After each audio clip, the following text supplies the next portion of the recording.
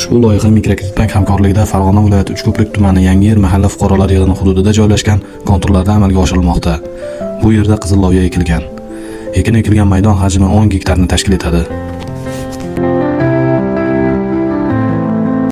Bu loyiha o'lchamlari 150 metrga 230 metr, 200 metrga 300 metr, 80 metrga 125 metr bo'lgan konturlarda amalga oshirilmoqda. Bu yerdagi ekinlar zamonaviy usullar bilan parvarishlanmoqda. Hozirda ekinlar unib chiqqan holatda. Ekinlarni yetishtirish 90 kun davom etadi. Yetishtirish jarayonida sug'oriladi, tabiiy va mineral o'g'itlar bilan oziqlantiriladi. Bu loyihaga 64 ta dehqon xo'jaliklari biriktirilgan. Har bir dehqon uchun o'rtacha 0,15 gektardan yer maydonlari to'g'ri keladi. Loyihani samarali amalga oshirish uchun Olis Yangiyer ishlab chiqarish kooperativi biriktirilgan.